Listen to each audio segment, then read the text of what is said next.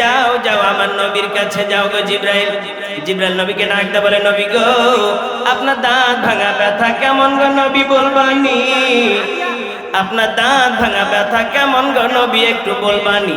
নবী ডাকতে বলে, জিবরাইল রে আমার দাঁত ভাঙা কথা জিগাইলি রে জিবরাইল, আমার পাপী উম্মতের কথা জিগাইলি না।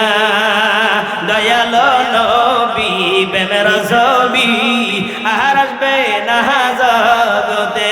হাইরে রাস্তা দিয়া কত মা হাইটে যাই গো, কিন্তু আমার মা জননীরে আর দেখি না।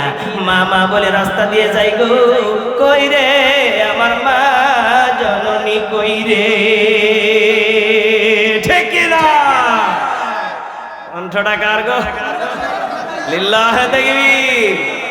দেখেন তো এই বক্তার কণ্ঠটা চিনেন কিনা? কি এটাই শেষ তাই তো? আরে না ফারমানের দলেরা কেউ তোমরা জাহান্নামের দিকে যাও না, ওই জাহান্নাম বড় ভয়াবহ। জাননি রে যুবক, ওই জাহান্নাম তো তোমাকে দিন রাতে ধরে।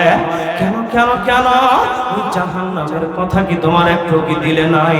আমি এই জন্যই তো হাতে পায়ে ধরিয়া ধরিয়া বলি, আমি এই জন্যই তো হাতে ধরিয়া ধরিয়া বলি, জাহান্নামের দিকে কেউ যাও না, আয় আয় জান্নাতের মেহমান হইয়া যা। কণ্ঠটা কার? চরমোনায় লিল্লাহে তাকবীর। বলেছ গোলাম শোনো শোনো, আমি রব তোমাদেরকে কত ভালোবাসি। ও বান্দা আমাকে যারা ভালোবাসবে আমি রব তাদেরকে ভালোবাসবো। আল্লাহু আকবার। যখন বান্দা নামাজে চলে যাবে, বান্দা সিজদায় পড়ে ডাকবে সুবহানা রাব্বিয়াল আ'লা, আমি রব বান্দাকে আপন করে নেব। আল্লাহু আকবার। কণ্ঠটা কার? মিজান ওয়া নাজার লিল্লাহি দিয়া বোঝাইতাম রে যুবক, আমি কিন্তু এই পৃথিবীর ময়দানে চিরস্থায়ী থাকবো না। কথা বলেন ঠিক কিনা? আজকে কত মানুষ মাহফিল নেওয়ার জন্য বাসায় ডায়েরি নিয়ে যাইয়া বইসা থাকে রে, কিন্তু আমি একদিন মেজবা বইরা যাইব গো, সেই দিন আর কেউ মেজবা মেজবা কইব না। কথা বলেন ঠিক কিনা?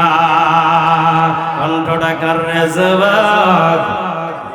লিল্লাহি তাকবীর, লিল্লাহি তাকবীর।